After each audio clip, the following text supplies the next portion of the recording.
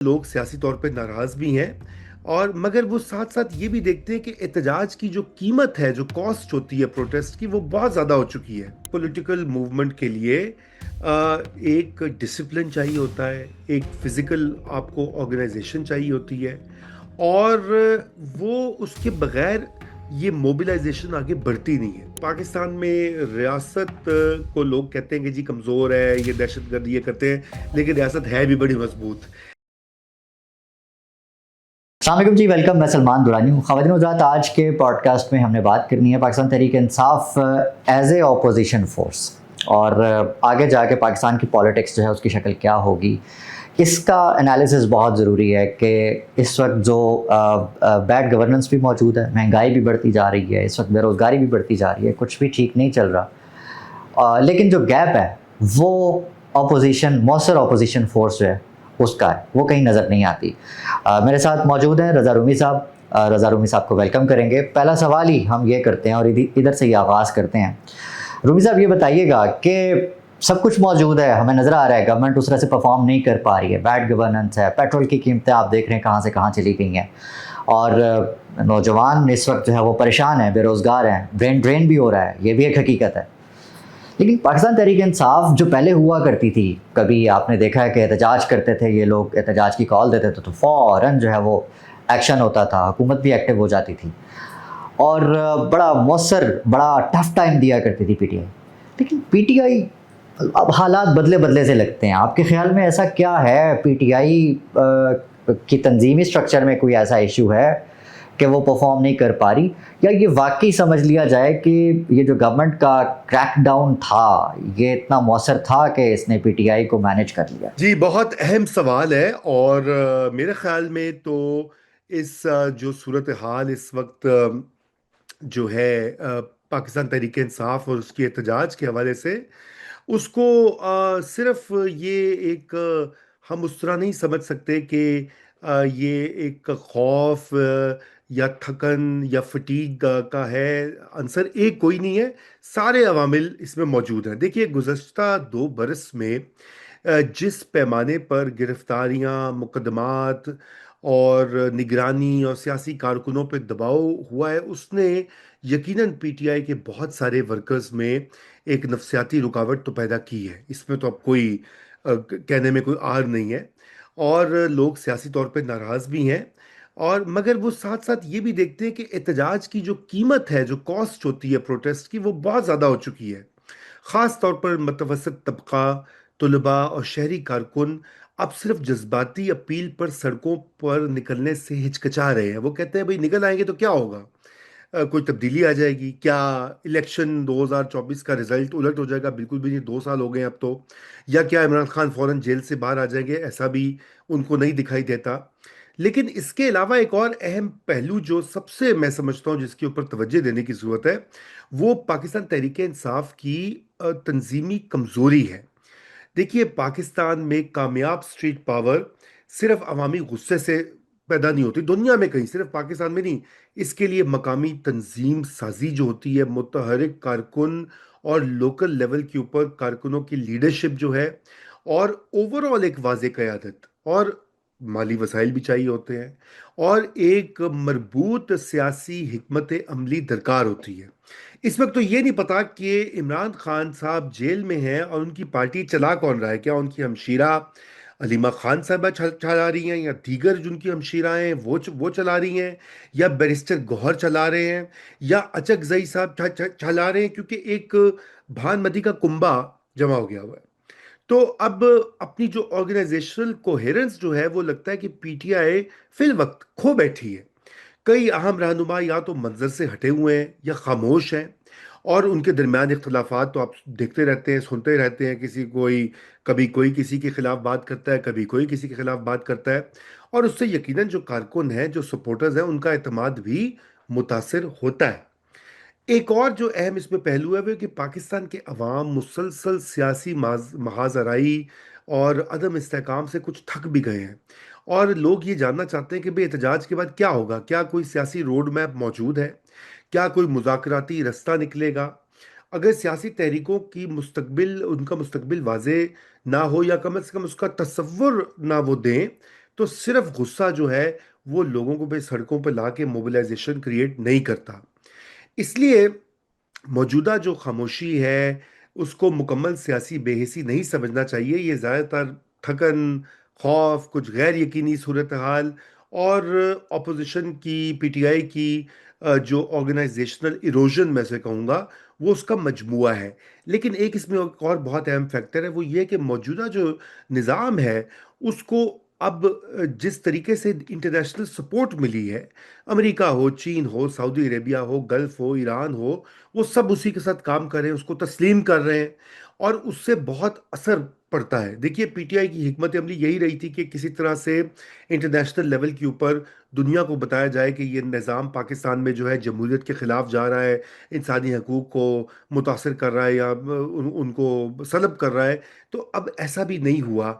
ये भी एक सिग्नल तो है लोगों के पास, और यही वजह है कि ये एहतजाज जो है कुछ ख़ास आगे बढ़ा नहीं है। अच्छा, इसमें हमें ये भी देखने की ज़रूरत है, या दूसरी तरफ से अगर हम देखें रूमी साहब, कि जो गवर्नमेंट है वो भी बड़ी अब पुरसकून नज़र आती है। आपने देखा एक वक्त में जिस वक्त पीटीआई इस एहतजाज की कॉल ही देती थी तो वो जो हुकूमती मशीनरी है वो फ़ौरन रिएक्ट करती थी, एक्टिव हो जाते थे, पुलिस जो है वो इंस्टॉल हो जाती थी, वो सारी वो मशीनरी जो है वो पीटीआई को पूरे तरीके से रोकने के लिए तैयार हो जाती थी। अब वो नज़र नहीं आ रहा। लाइक अब मुझे ये समझने में थोड़ी मुश्किल हो रही है, ज़रा समझाइएगा कि आपको भी लग रहा है कि जो हुकूमत है उसको ये लगता है कि उसने पीटीआई को मैनेज कर लिया है, और वो जो सारी एक फोर्स थी जो पीटीआई के साथ थी, जैसे पीटीआई की स्ट्रेंथ कहा जाता था, पीटीआई वाकई वो स्ट्रेंथ खो चुकी है? जी, अच्छा सवाल है आपका। और मैं समझता हूँ कि पीटीआई की सबसे बड़ी सियासी ताकत सिर्फ उसकी इंतखाबी मकबूलियत नहीं थी, बल्कि उसकी एक तरह से जो इमरान खान साहब ने 2022 में और उससे पहले भी जो स्ट्रीट मोबिलाइजेशन की थी, धरना आपको याद होगा 2014 का, और उसमें पूरा साल ही, तकरीबन आधा साल ही उन्होंने, कितने दिन तो 150-200 दिन तो वो लगे रहे।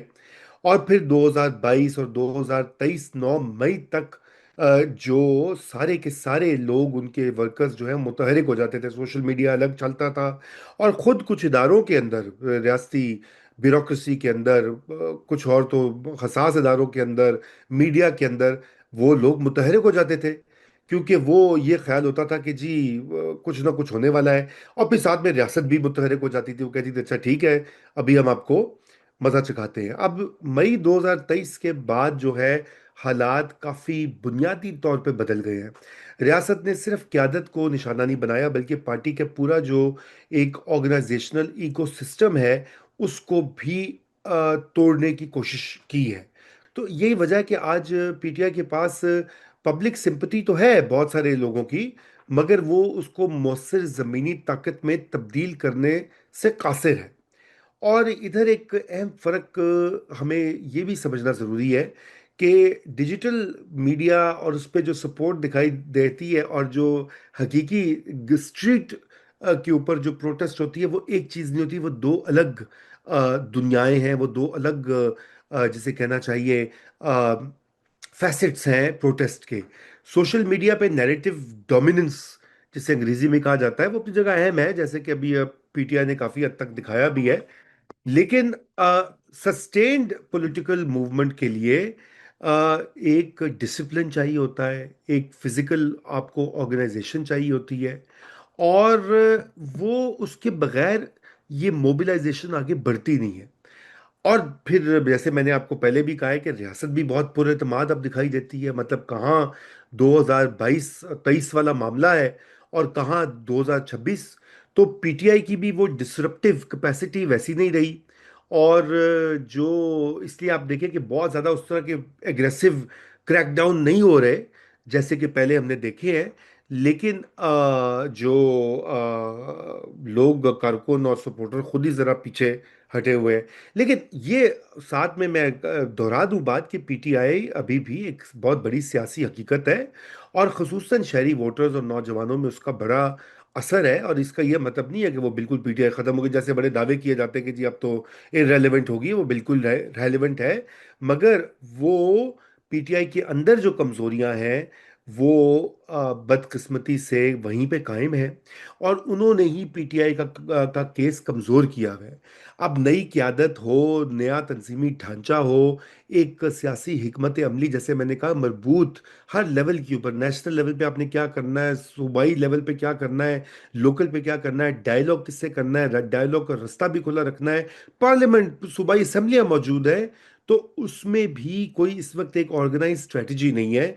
और ये अगर ऐसा होता रहा तो रिएक्टिव पॉलिटिक्स जिसे कहा जाता है, कि आप हालात के ऊपर रिएक्ट करते, खुद हालात को लीड नहीं करते, तो उससे तो यकीनन पीटीआई की तंजीमी कमजोरी मजीद बढ़ेगी, और उसका कोई हदफ भी उसको हासिल नहीं होने वाला। अच्छा रूमी साहब, आपने भी सुन रखा होगा कि नेपाल बांग्लादेश में ज़ाहिर तब्दीलियाँ आई, सबने देखा, पूरी दुनिया ने देखा।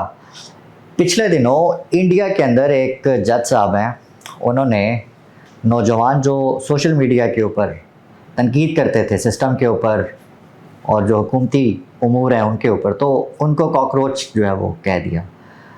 अब नौजवानों ने इसका अपॉर्चुनिटी बना लिया, उसका इस्तेमाल किया और फिर अपनी कॉकरोच जनता पार्टी का इंस्टाग्राम पेज बनाया, और अब आप देख सकते हैं उसकी मिलियंस में फॉलोअर्स हैं और इस वक्त मेंबर्स बन चुके हैं और एक स्ट्रीट मोबिलाइजेशन शुरू हो चुकी है। तो ये भी कहना गलत नहीं है कि नेपाल बांग्लादेश के बाद अब इंडिया में जो तब्दीली का सिलसिला है वो इस वक्त शुरू हो चुका है। आपको क्या लगता है कि पाकिस्तान के नौजवानों या पाकिस्तान के अंदर ऐसा कोई पोटेंशियल है, कोई ऐसी कोई बड़ी तब्दीली जिसे हम मैस मोबिलाइजेशन कह सकें, वो नज़र आती हो कहीं? देखिए, ये बहुत उम्दा आप की बात है, क्योंकि नेपाल बांग्लादेश में हम देख चुके हैं, अब हिंदुस्तान में एक पूरी, जिसे कहते हैं, नौजवान एक तहरीक शुरू कर रहे हैं। तो जनूबी एशिया में इस वक्त एक दिलचस्प रुझान जो है वो उभर रहा है। रवायती सियासी जमातें जो हैं, पुरानी क़यादत और रियासती ढांचों के खिलाफ नौजवान नस्ल में एक बेचैनी भी है, और एक अदम एतमाद भी आ रहा है। नेपाल में ये गुस्सा जो था वो इलीट पॉलिटिक्स और गवर्नेंस का बहुत फेलियर था, वो सामने निकल कर आया। आपने देखा कि वहाँ पे अमीर गरीब के दरमियान जो तफावत थी उसको नौजवानों ने इस्तेमाल किया, और उसकी बुनियाद के ऊपर हुकूमत को चलता किया।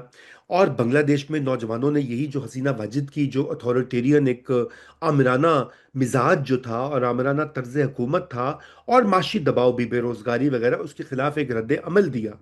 और भारत में भी नौजवानों के एक हिस्से में इस वक्त बेरोजगारी और जो श्रिंकिंग एक होती है पब्लिक स्पेस, सिविक स्पेस इसे कहा जाता है, जहाँ पे लोगों को कुछ मौका मिलता है कि वो बात कर सकें, ऑर्गेनाइज कर सकें, किसी चीज़ के ऊपर एक लाया अमल मुरतब कर सकें, वहाँ भी बड़ी ये सख्तियाँ हम हिंदुस्तान में देख रहे हैं। मीडिया इतना कंट्रोल्ड कभी नहीं था। अगर आप इंटरनेशनल रैंकिंग्स देखें तो इस वक्त भारत जो है वो बिल्कुल, उसके नंबर गिरा है। रिपोर्टर्स विदाउट बॉर्डर्स जो है, आरएसएफ, वो उसमें आई थिंक 157 पर आ गया भारत। ये अभी सवाल किया भी था एक नॉर्वेजियन जर्नलिस्ट ने, ये कहा भी है वो, जब ये मोदी साहब गए हैं नॉर्वे में, तो वो उन्होंने सवाल पूछा, उन्होंने जवाब देने से इनकार कर दिया। तो उसने कहा कि जी, नॉर्वे में तो मीडिया आज़ाद है, मुझे तो उसकी आदत है, और आपके यहाँ तो 157th है। तो ये काम जनूबी एशिया में शुरू हो चुका है, और ये बात पाकिस्तान में भी मौजूद है। हमें इससे चश्मपोशी नहीं करनी चाहिए, क्योंकि यहाँ भी समाजी और बुनियाद और माशी जो महरक़ात हैं वो बिल्कुल ऐसी हैं। नौजवान जो है वो आबादी के बढ़ती हुई आबादी, बेरोज़गारी और महंगाई और सियासी अदम इस्तेकाम, और जो इंस्टीट्यूशंस, इदारों के ऊपर एक ट्रस्ट जो कम होता है, पुलिस हो, महकमा माल हो, सरकारी महकमे हो, अदलिया हो, उसके ऊपर एक एतमाद दिन ब दिन गिर रहा है, और एक कंबस्टिबल माहौल है कि एक चिंगारी लगे तो यूं भड़के।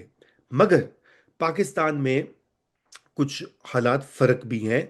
एक तरफ गुस्सा वैसा ही है, और वो इसलिए कि यहाँ पे रियासती साख्त जो है, और सिक्योरिटी के जो डायनामिक्स हैं, और सियासी फ्रेगमेंटेशन जो जो एक तरह से मुख्तलिफ बटी हुई है सियासत, पार्टियों में, इलाकाई पार्टियों में, नेशनल पार्टियों में, वो इन दीगर ममालिक से फ़र्क है। देखिए, हसीना वाजिद, मोदी एक बहुत बड़ी वन पार्टी सिस्टम के तौर पर वो अपनी हुकूमतें चला रहे हैं।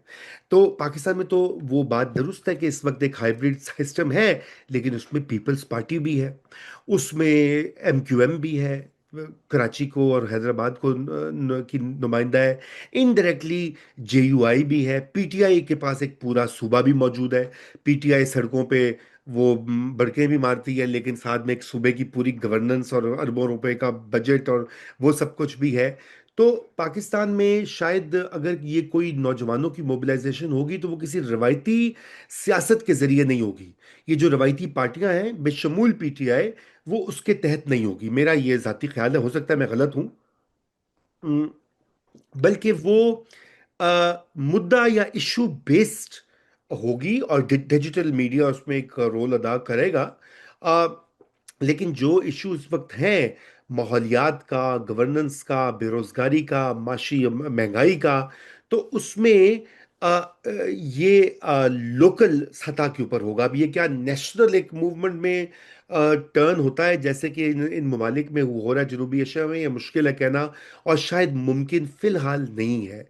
ऑल्दो के नौजवान फ्रस्ट्रेटेड हैं, और वो फ्रस्ट्रेटेड मैं आपको बताऊं कि वो सिर्फ मौजूदा हाइब्रिड गवर्नमेंट से नहीं, वो पीटीआई से भी, पीटीआई के भी अगर आप देखें सोशल मीडिया को बड़ी क्लोजली फॉलो करें, तो वहां भी एक तरह की थोड़ी मायूसी या फ्रस्ट्रेशन दिखाई देती है लीडरशिप के ऊपर।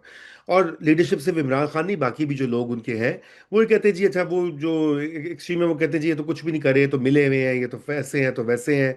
तो ये इस वक्त एक जिसे कहना चाहिए हर तरफ ही एक अदम एतमाद है।